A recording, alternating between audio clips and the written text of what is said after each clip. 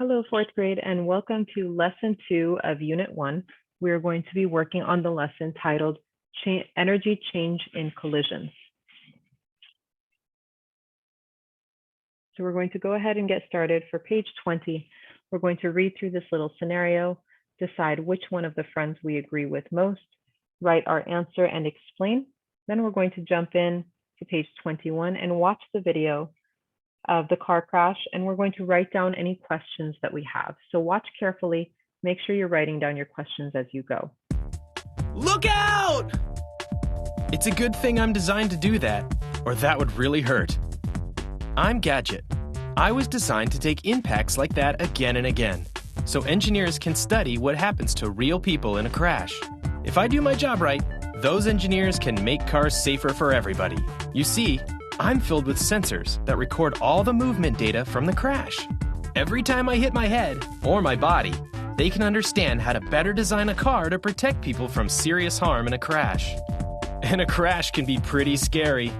The screeching of the tires, the big impact crunch and the sound of shattering glass, and the jarring motion as you suddenly change direction.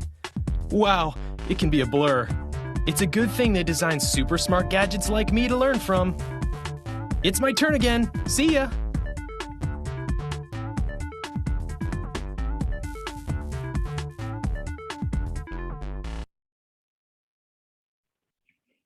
All right, now after watching that video, make sure you write down as many questions as you can think of about what you saw.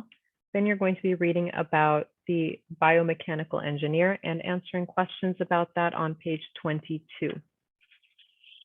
Once you've completed that, we're going to jump into our inquiry activity about collision variables.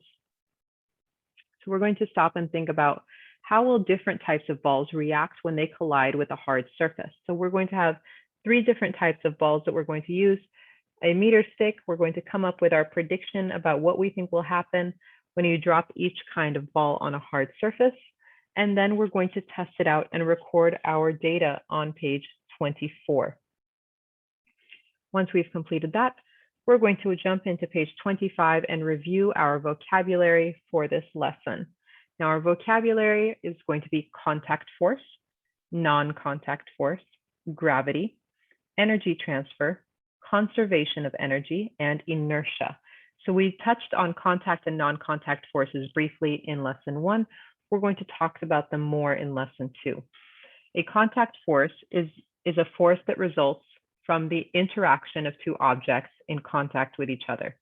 That's just a fancy way of saying a contact force is what you get when 2 things touch each other or hit each other. They have to touch for it to be a contact force.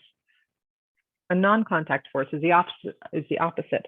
It's a force that happens without things touching, like a magnet pulling on something without touching it right away, or gravity, how it pulls us down towards the earth. Gravity is a non-contact force that acts over a distance and pulls all the objects towards each other.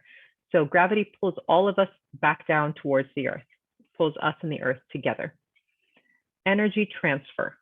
So when you transfer something, you're moving it. So energy transfer is the movement of energy from one object to another object, or the change of energy from one form to another. So if you're going from potential to kinetic or kinetic to potential, or when you have a contact force, you're transferring energy from one object into another object.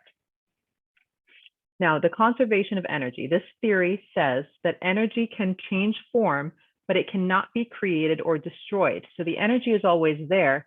You can change what kind of energy it is. You can transfer the energy, but you cannot destroy or get rid of that energy. You're moving it or you're changing the type that it is. Inertia.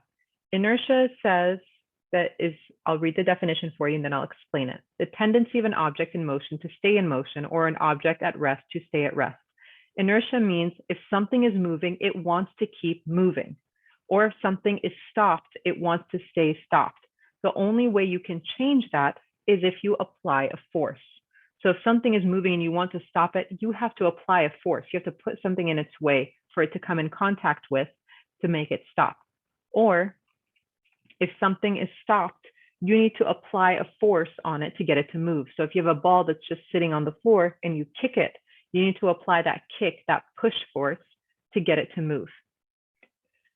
Now we're going to read pages 282, page 282, and then 286 and 87 in our science handbook in order to be able to answer the questions, what is the difference between contact and non-contact forces?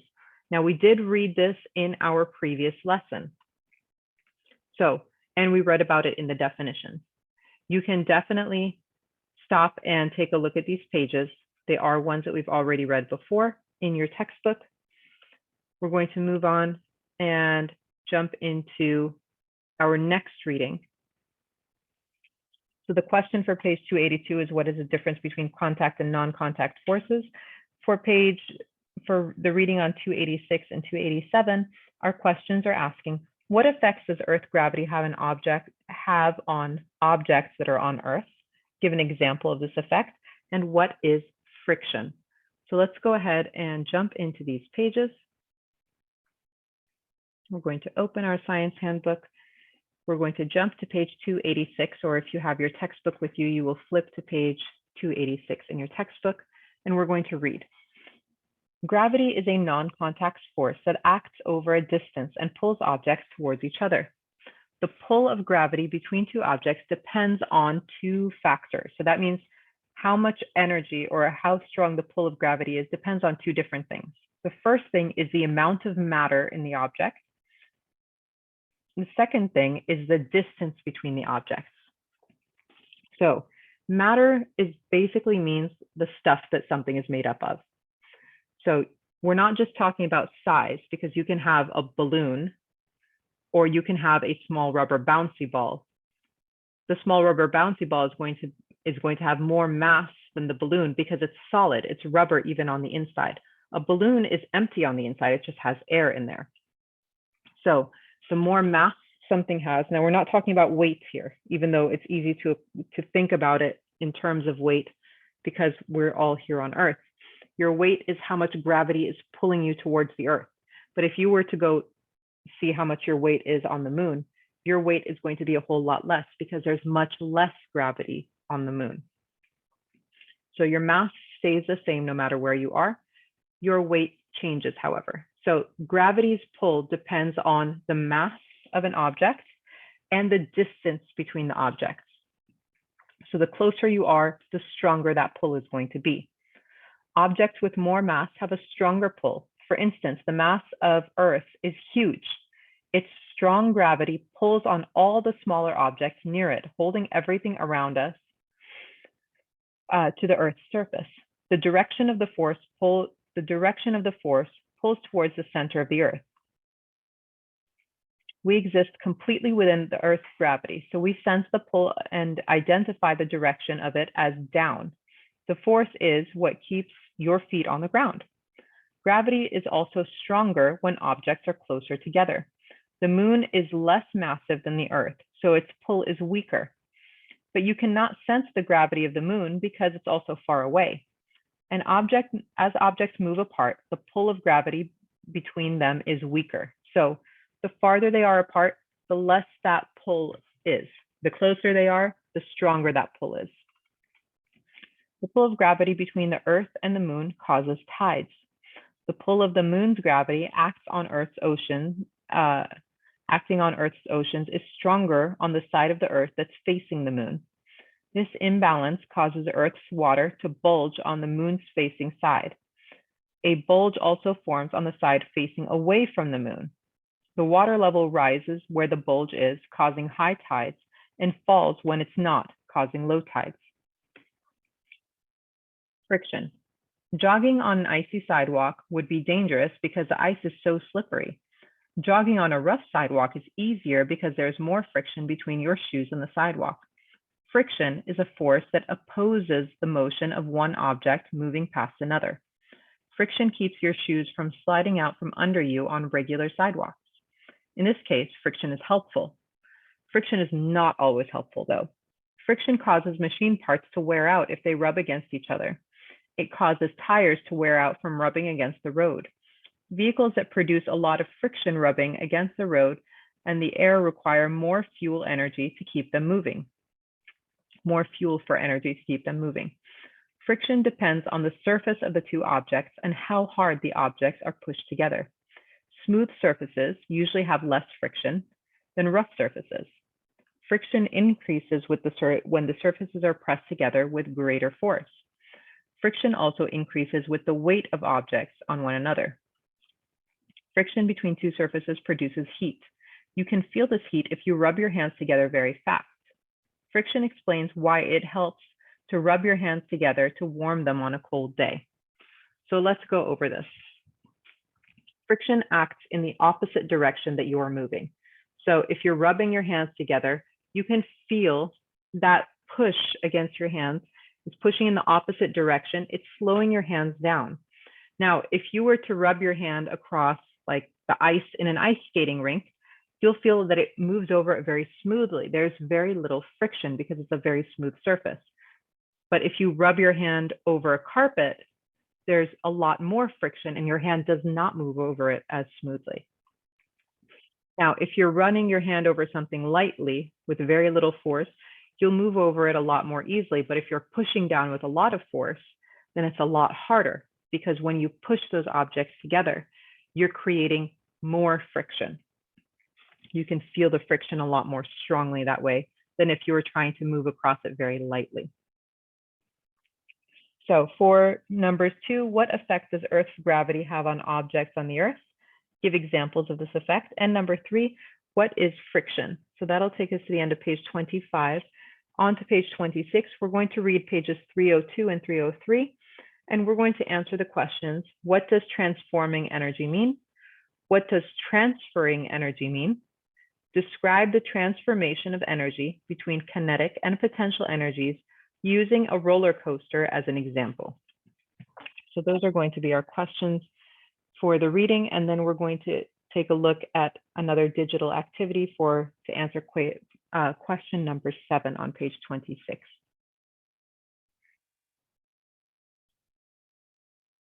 Let's jump in our reading. We said to page 302 and 303. Energy changes. Energy doesn't always keep its form. It also doesn't always stay in one place. Transforming energy. Energy is transformed when it changes from one form to another. A light bulb transforms electrical energy into light and thermal energy. Thermal means heat. So think about if you have a light bulb that's on for a long time, if you put your hand near it, you can feel that it's hot. A lawnmower transforms chemical energy to mechanical energy. So a lawnmower uses gas like a car. So when you pour the gas into the lawnmower and you start it up, it's changing that chemical energy that it has from the gas into mechanical energy where it's working and it's doing something, where it's, cutting your lawn. When walking, you're transforming chemical energy in your body to kinetic energy in your leg muscles. So when you're using your food for fuel, you're taking that chemical energy, so all the parts of your food that your body absorbed to create energy in your body, and you're using it to power your body. You're using it to power and move your leg muscles, your arm muscles, different parts of you. So that's transforming. When you transform something, you're changing the form or the kind. Now, transferring means you're moving it from one thing to another. Energy is transferred when it passes from one object to another. Newton's cradle is a toy that shows how energy can be transferred. Pull on one ball and release it. When it hits the other balls, the ball on the opposite side swing out. Energy is transferred from the first ball to the last ball and back again. So we're going to look at a simulation of this in just a minute. Transforming energy. So let's take a look at this diagram at the bottom. Number 1 is up here on the solar panels. Solar panels transform light energy into electrical energy. Number 2, a blender transforms electrical energy into mechanical energy. Number 3, electrical energy is transformed into thermal or heat energy in a kitchen stove. Number 4, electrical energy is transformed to chemical energy when a battery is charged. And number 5, a lamp transforms electrical energy into light and thermal energy. Now we're going to read about the conservation of energy. Remember, when you conserve something, you're saving it. Energy cannot be created or destroyed, it can only change form. This idea has been observed so many times that it's called the law of conservation of energy. A roller coaster, for example, cannot gain kinetic energy without losing potential energy. As the cars of a roller coaster move up a hill, they gain potential energy. The decrease in speed, however, means that they lose kinetic energy. The kinetic energy transforms into potential energy. When the cars start to roll down the hill, the potential energy changes or transforms into kinetic energy. You might think the roller coaster loses energy. After all, the roller coaster steadily slows down. The lost energy, however, is not destroyed. It changes to heat and sound through the work of friction. So think about when a roller coaster is stopping, when you hear the brakes start on a roller coaster, it gets really loud. And those tracks will actually start to warm up because of that friction. Whenever energy is used to do work, the energy changes. Electricity does work in an oven by moving particles around and change into heat. Heat does work on a loaf of bread and changes into chemical energy. Chemical energy in the bread does work and changes into kinetic energy in your muscles. Now go ahead and answer questions 4 to 6 on page 26. For number 7, we're going to go ahead and jump into our simulation.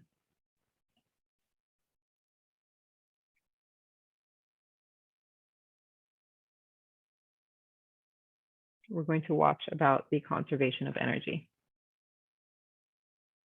Click on Auto Navigate to see a guided tour about the kinds of energy that are transformed or transferred during a car collision. Energy in a car crash. When two cars collide, the kinetic energy of both cars is reduced to zero. That energy has to go somewhere because energy cannot be destroyed. It is converted to different forms of energy. Friction. When a car tries to slow down before a crash, friction between the wheels and the road converts kinetic energy into sound and heat. Sound. Car crashes are noisy. Kinetic energy from the cars transfers to sound energy when they collide. Bending metal. A significant portion of the kinetic energy from the car's movement is converted into the energy that crushes the metal parts of the cars. This is also kinetic energy. Heat. A car crash produces heat energy because two objects are colliding, which produces friction. The bending of metal also produces heat.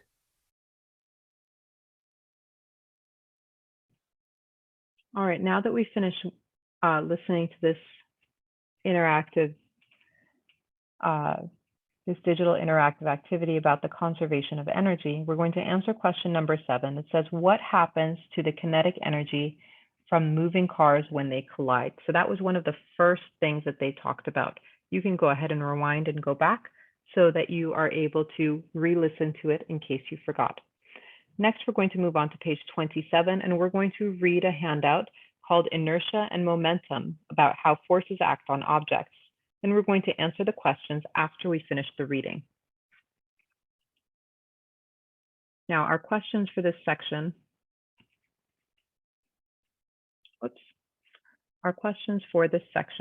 ask us, use the word inertia to explain why you feel like the seat is pushed into your back when a vehicle starts moving. Number 9, why is it important to use a seat belt when you're in a vehicle? And number 10, which has greater momentum, a horse with a mass of 450 kilograms running with a velocity of 13 meters per second, or a horse with a mass of 450 kilograms running with a velocity of 4 meters per second? And then explain your answer. So let's go ahead and read our handout about inertia and momentum. Have you ever wondered why you continue moving forward in your seat when the car you're riding in slows down quickly? This happens due to inertia. Inertia is the tendency of a moving object to keep moving in a straight line or an object to resist a change in motion.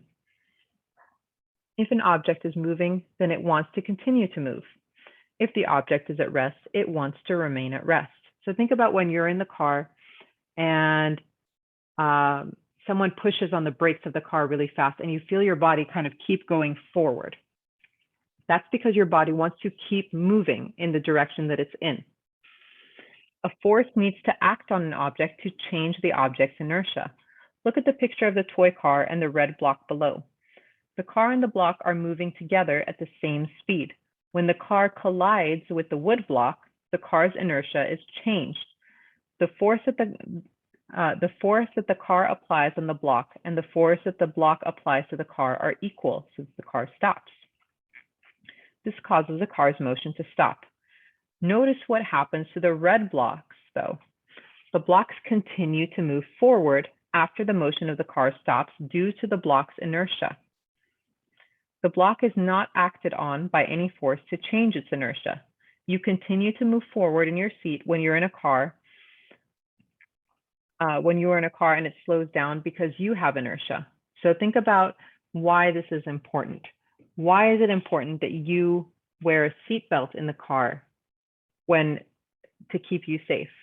So because you have inertia and your body wants to keep moving, if there is a situation where the driver has to stop the car very quickly, or there's a car accident, you need that seatbelt to work as an outside force on your body to keep you from flying forward if something were to happen. An object's inertia depends on the mass of the object. The more mass something has, then the more inertia it has. The more inertia it has, then the harder it is to change the motion and the energy, and it will need more energy to change that motion. Look at the pictures of the semi-trailer truck and the skateboard. Which one would be more difficult to stop? If you think the truck would be more difficult to stop, then you'd be correct.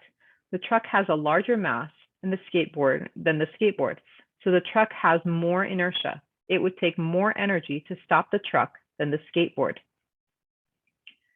Scientists and engineers can measure how easy or difficult it is to stop a moving object. The measurement is called momentum. The momentum of an object depends on the mass and the velocity of that object. Increasing either the mass or the velocity of an object will increase the momentum. Decreasing or taking down, lessening the mass or the velocity of an object will lower its momentum.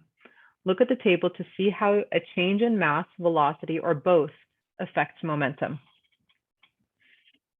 So if we have vehicle A that has a mass of 1,500 kilograms and a velocity of 1 meter per second, it has 1,500 kilogram meters per second. Vehicle B is 1,500 kilograms with 100 meters per second, and you can see that the momentum is 150,000 kilogram meters per second because you're going to multiply these by each other. Vehicle B has a momentum that is 1,000 times greater than vehicle A. Both vehicles have the same mass, but vehicle B is traveling at a greater velocity, so it's going faster. If it's moving faster, it's going to be harder to stop. Having a large momentum makes it easier for an object to move other objects because it can apply more force. The more momentum an object has, the more energy it has. In a collision, the object that has the greater momentum will move an object with lesser momentum. More energy is transferred from the object with the larger momentum to the object with the smaller momentum. So think about a car crash. If you have a really big car crash into the back of a really small car, that small car is going to get pushed and moved a pretty good distance out of the way from its original spot because the bigger car has greater momentum. It has more mass and it's moving at a faster velocity. So it's going to have more force to be able to apply to the smaller vehicle. Now go ahead and answer questions 8, 9, and 10 on that page. Once you've completed that, we're going to jump into our Newton's Cradle activity. Now, Newton's cradle is the thing that you saw earlier in the lesson with the small hanging metal balls. Let us find it. All right, here we go. So we're going to go through this investigation and look and observe the transfer of energy in a collision. So one ball is colliding or hitting into another. And then we're going to answer the questions. What happens to the potential energy of a sphere when you lift it higher or lower? So remember what we talked about potential energy. When you're raising something up, what happens to the potential energy? When you're bringing it down, what happens to the potential energy? Then ask a question about what will happen if you lift more than one sphere. Be specific about the number of spheres. Use a simulation to answer your question. So you're going to come up with your own question about when you're moving more than one of the spheres. And then you're going to describe what happens by using the simulation. Then we're going to draw and label a diagram that shows how energy is transferred in a Newton's cradle device. So let's go ahead and open this up.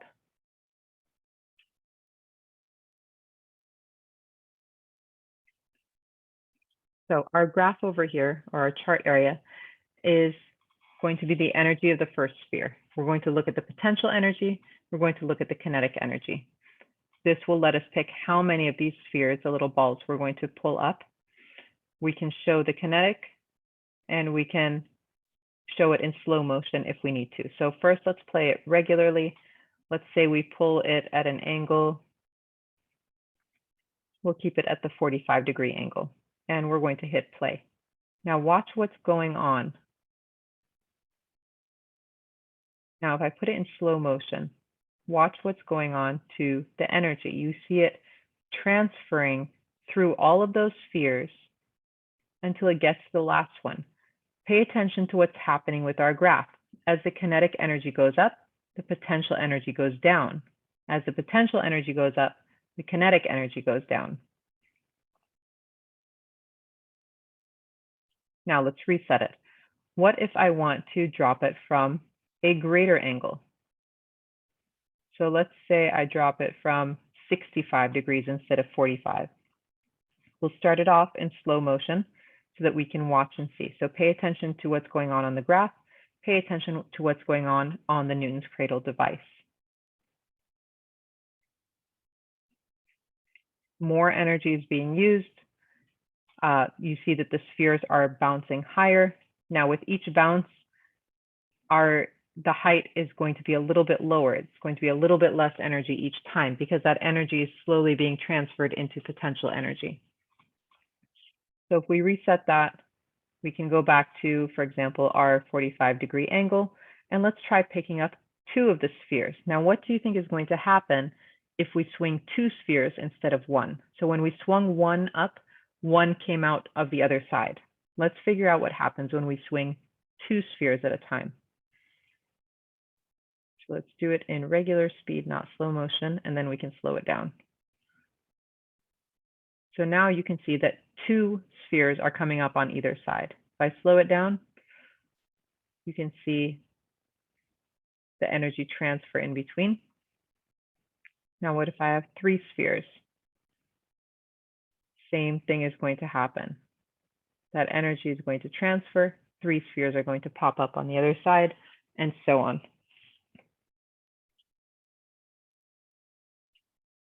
So we're going to go ahead and close out our simulation and answer those questions. Now, once you've answered those questions, we're going to come to our performance task. This is our last activity for this lesson.